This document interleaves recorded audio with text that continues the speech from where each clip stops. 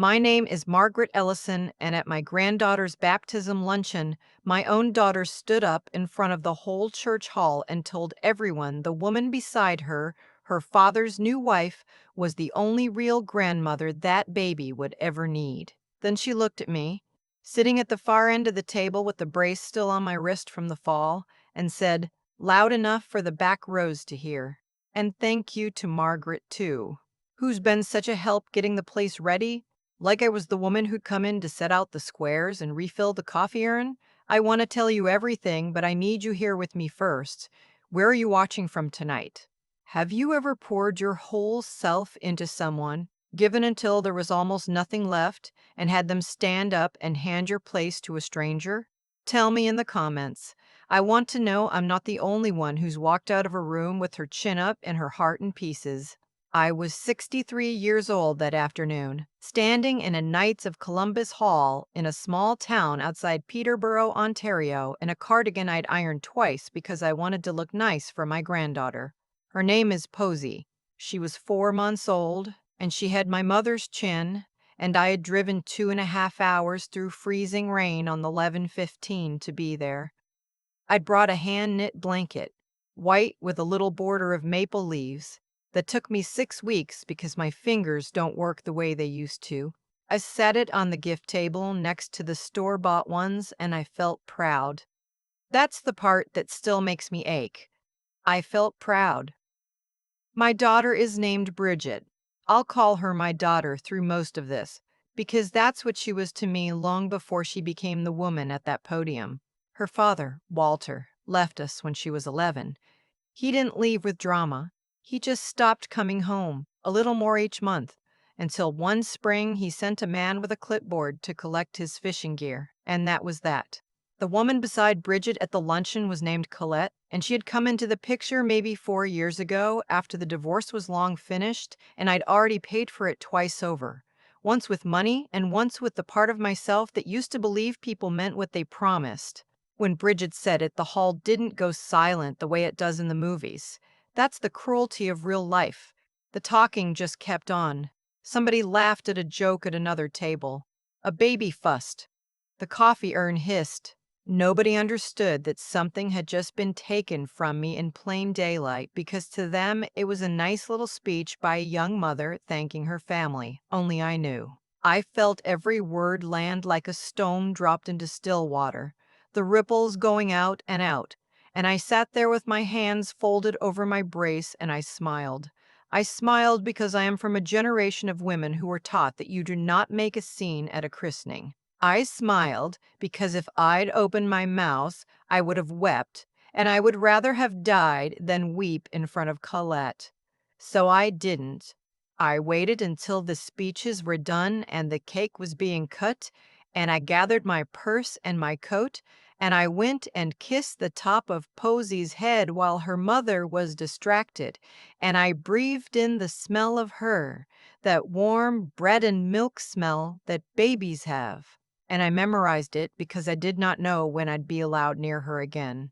Then I walked out the side door into the parking lot, into the gray light and the slush, and I sat in my Corolla with the engine off, and I did not cry, not yet. The crying came later, on the highway, somewhere past Cavan, when a transport truck threw a sheet of dirty water across my windshield, and for a second I couldn't see anything at all, and I had to pull onto the shoulder and put my forehead on the wheel and let it come. But I want you to understand something before I go on.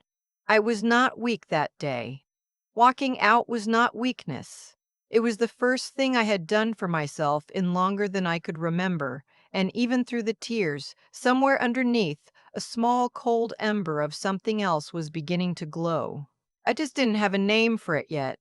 Let me take you back, because the people in that hall saw a tired old woman in a brace, and they didn't know the half of it.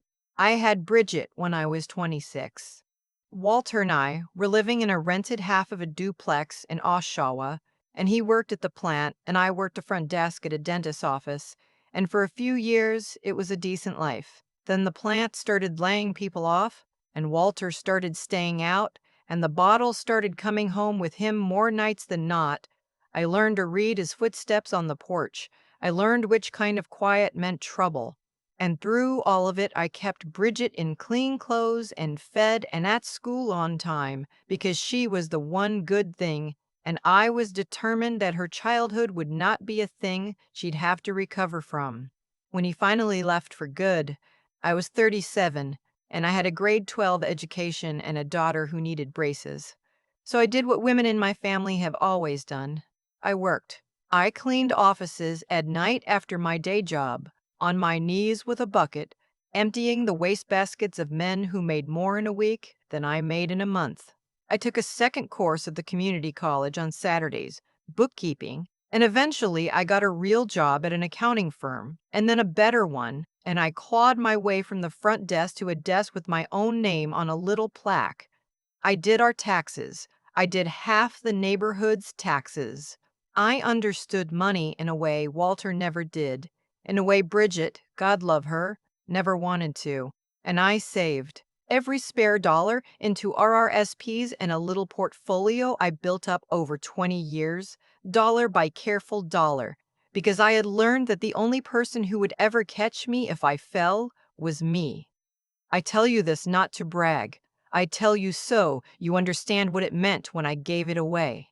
3 years ago, Bridget came to me with a man named Desmond and a plan. He was charming. They always are. And he had an idea for a renovation business, flipping houses up in the Cowarthas where the cottage people were paying silly money. They needed a down payment on the first property and the banks weren't biting because Desmond had a thin credit file and Bridget had quit her job to help with the business. I sat at my kitchen table with my reading glasses on and I looked at the numbers and I knew. I knew the way. I know the weather from my knees. It was a bad bet, but she was my daughter, and she sat across from me with her hands wrapped around a mug of tea, and she said, "Mom, you always told me you wanted to leave something behind. This is it. This is me building something." And I, who should have known better, who did know better, took out a home equity line of credit against the house I had fought to keep. And I cashed out a good piece of my investments, and I gave them $190,000. I told myself it was a gift to my child's future. I told myself it was love. The business failed inside 18 months. Desmond, it turned out, had a gift for spending and no gift at all for finishing a job. The first house sat half-gutted through a winter, and the carrying costs ate them alive. There was a second man, a partner, who walked off with a deposit. By the end, there was nothing to show for my 190,000, but a line of credit I was now paying down out of my pension at 63 when I should have been thinking about slowing down. And Bridget, here is the part I still don't fully understand. Bridget did not see it as a debt to me. She saw it as something that hadn't worked out. A door that closed. She never once said, "Mom, I'll pay you back." She said, "Well, at least we tried," as though my retirement had been a lottery ticket we'd all scratched together. I swallowed it. Of course I swallowed it. That's what I did. That's what I'd always done. Where did Colette come in? She came in slow, the way water comes into a basement. After Walter left, he'd knocked about for years. And then he met Colette at a curling club in Lindsay, and she was younger than me, and she had her own money from a husband who died and left her comfortable. And Walter cleaned himself up for her in a way he never managed for us. And Bridget, lonely Bridget, hungry for the father who'd never been there, let Colette in. Colette was good at the things that show. She brought hostess gifts. She remembered birthdays with cards that had money tucked inside. She had the kind of warm, easy charm of a woman who has never once had to choose between paying the hydro bill and buying her child a winter coat. And slowly, over those 4 years, she became Grandma Colette to a baby who hadn't even been born yet, while I became the woman who knit blankets and drove through the rain and got thanked for helping set up. I drove home from that christening, and I sat in my house, the one I'd nearly lost twice and saved twice, and now had a line of credit strangling, and I poured myself a finger of rye, and I sat in the dark, and the ember I told you about, it didn't go out. It got hotter. For 3 days, I didn't call anyone. I let the phone ring. I went to work, I came home, and I thought. And in the thinking, I did something I should have done years ago. I went into the spare room and I pulled down the banker's boxes from the closet shelf, the ones with the divorce papers and the old financial records, and I sat on the floor and I started to read. Now, I want to be careful here because this is the part people get wrong about revenge. They think it's loud. They think it's a screaming match at a wedding, a slammed door, a slap. It isn't. Real revenge, the kind that lasts, is quiet and it is patient and it lives in paperwork. I'd spent 30 years learning the language of money, and the men in my life, Walter, Desmond, had always treated that knowledge like it was beneath them. The fussy hobby of a woman who couldn't let things go. They never once imagined that the woman doing their taxes was reading them like a book. Here is what I'd let myself forget, sitting in those boxes. When Walter and I divorced, the agreement had required him to maintain a life insurance policy with Bridget as the beneficiary and to keep up his share of an education fund and respect we'd opened for her when she was a baby. He'd done neither. He'd let the policy lapse and he'd quietly drained the respect during a rough patch and never told anyone. And I, drowning in single motherhood, had never had the time or the money for a lawyer to chase it. The clock had run on most of it, but not all, because Walter, in his charming carelessness, had also borrowed against our jointly held assets back in the day and never properly settled it, and there were liens and an old second mortgage on a property up north that he'd told everyone was free and clear. The very cottage, I realized, sitting on that floor with my heart going, that he and Colette were so proud of. The one in all the Facebook photos. I am not going to bore you with the mechanics, because the mechanics aren't the point and half of you would tell me to talk to a lawyer, and you'd be right, and I did. I found a sharp young woman in Peterborough who took one look at the file and got very still and then very interested. What I'll tell you is this. I had been carrying receipts for 30 years, and I finally decided to cash them in. I started with the line of credit. I'd been faithfully paying down the debt from Desmond's failed business, the debt I had taken on, in my name, for Bridget. So I stopped. I called the bank and I sat down with them and I restructured it, and then I did something that I'd been too soft to do for 3 years. I had my lawyer send Bridget a formal written record of the loan with the bank documentation attached, calling it what it was. $190,000. Ow, wed. Not a gift. The letter was very polite. Polite is a weapon when you know how to hold it. Then I turned to Walter. The lawyer filed to enforce the original divorce judgment, the lapsed obligations, the drained fund, the unsettled liens. And here is where 30 years of careful paperwork became a flood. Because once a court starts pulling on one thread of a man's tidy life, the whole sweater comes apart. The liens surfaced.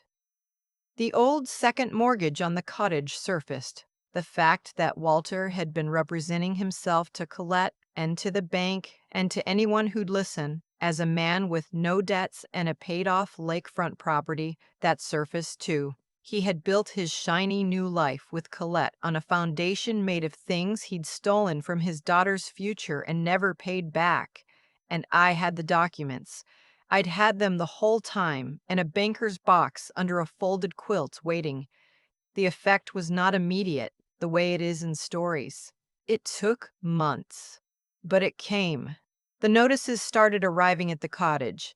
The bank that held Colette's comfortable little world got nervous when they learned the lakefront property, securing part of her sense of security, had a cloud on its title. Walter, who had not had to feel afraid of money in years, started getting phone calls he couldn't charm his way out of.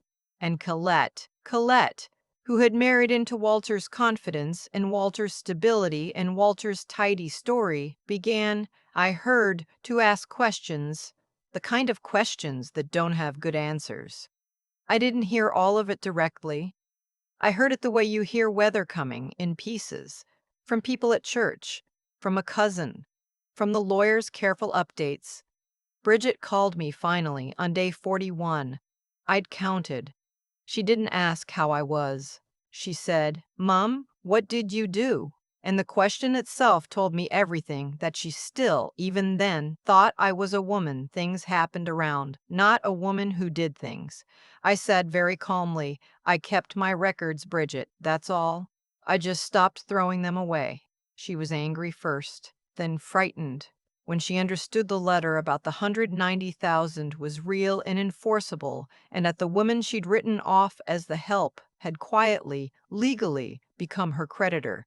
And then, and this is the part I'd waited my whole life to see, though I take no joy in it, or not the kind of joy I expected, then she was ashamed. Because somewhere in those weeks she'd had to go to her father, the way she always ran to her father, and she'd found him not a fortress, but a man in collapse. The cottage on the market, Colette's car gone from the driveway, the charm finally run all the way out with nothing underneath it. It was a cold night in November, sleet ticking against the windows. When the knock came, I knew who it was before I opened the door. Bridget stood on my porch in a coat too thin for the weather, no umbrella, her face raw, and behind her in the driveway her car was running with Posy, asleep in the back in her little seat, and that nearly undid me, the sight of that baby in the dark. She didn't say much at first. She just stood there, and then she said, "Mom, I'm so sorry." And she started to cry, the ugly kind, the kind that bends you over. I want to tell you, I gathered her into my arms. I didn't. Not because I'm hard. I'm not, I cried with her. I felt every year of her standing on that porch in my own chest, but I had learned something on the 114 in the rain, and I was not going to unlearn it on my own front step. I let her stand there. I let the cold be cold. And then I said the thing I'd been carrying for 3 days and 3 years and most of a lifetime. I reminded her of the nights I cleaned other people's offices so she could have braces. I reminded her of the bookkeeping course on Saturdays while she watched cartoons at the neighbors. I reminded her of the $190,000 and of the blanket with the maple leaves that I never once saw on that baby, and of a Knights of Columbus Hall where she stood up and gave my whole life away to a woman who brought hostess gifts. I didn't shout. I have never once shouted at my daughter. I said it the way you read a ledger, line by line, and I watched each line land. You decided who I was at that luncheon, I told her. You looked at me with that brace on my wrist, and you decided I was the help. Well, tonight I get to decide who I am. And I am not the help. I never was. She asked if I would forgive her. And here's what I've come to believe, and I'd love to know if you agree, because I've turned it over 1,000 times. Forgiveness and welcome are not the same thing.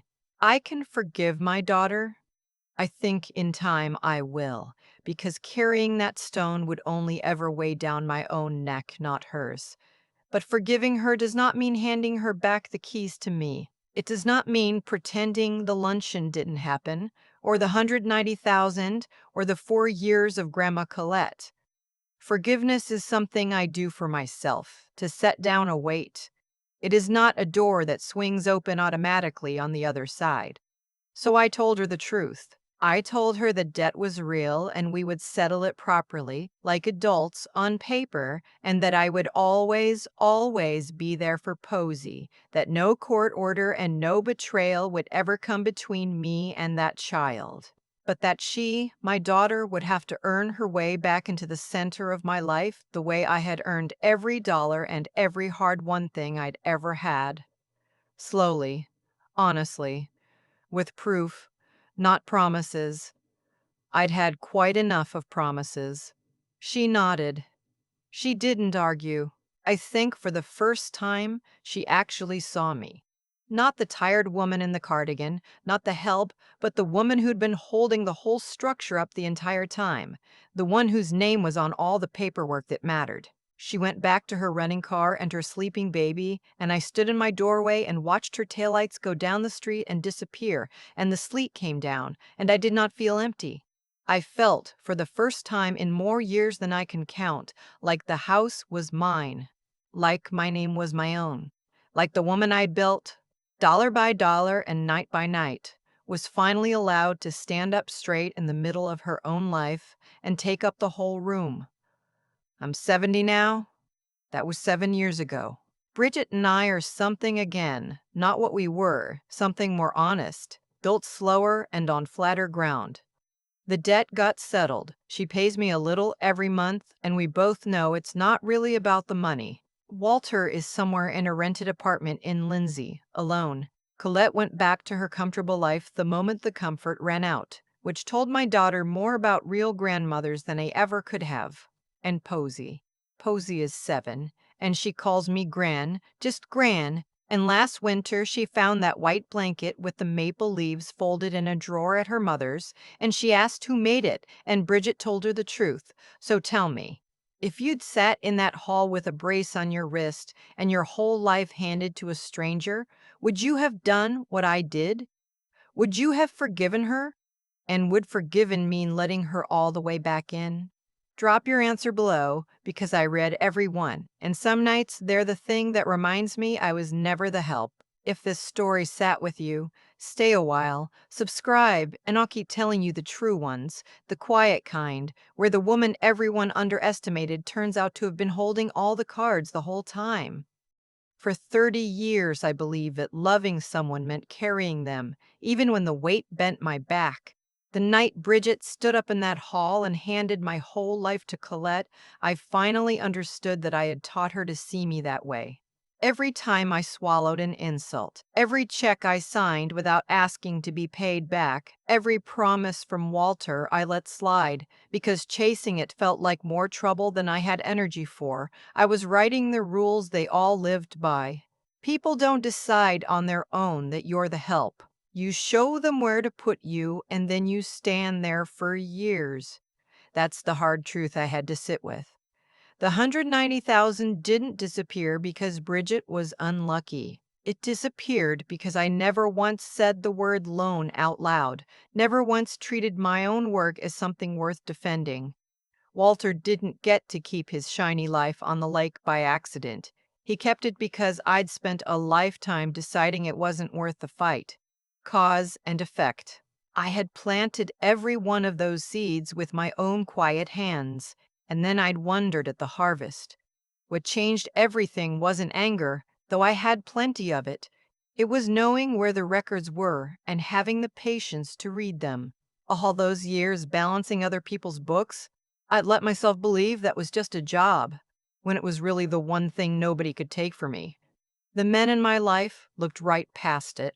They thought a woman who knit blankets and refilled the coffee urn couldn't possibly be the one holding the paperwork that mattered. Knowing what I knew and being willing to use it carefully instead of throwing it like a rock, that was worth more than any speech I could have given at that podium. And then there was the simple matter of standing the cold out on my own porch. Forgiving Bridget was easy compared to refusing to fling the door open the second she cried. The strength wasn't in the revenge. It was in the months of silence, the 41 days of not calling, the willingness to let her sit in the consequences she'd built. I'd been brave my whole life in the small ways nobody saw, the double shifts, the bucket, and the wastebaskets. I'd just never once been brave on my own behalf. So if any of this lands on you, here's what I'd leave you with. Decide what you're worth before the world decides it for you, and then hold that line even when the people you love test it, especially then. Learn the one thing that's truly yours and never let anyone shame you out of knowing it. And when the time comes to stand up for yourself, do it quietly, do it on paper, and do it without apology. I was never the help. I just forgot for a while to tell anyone, including myself.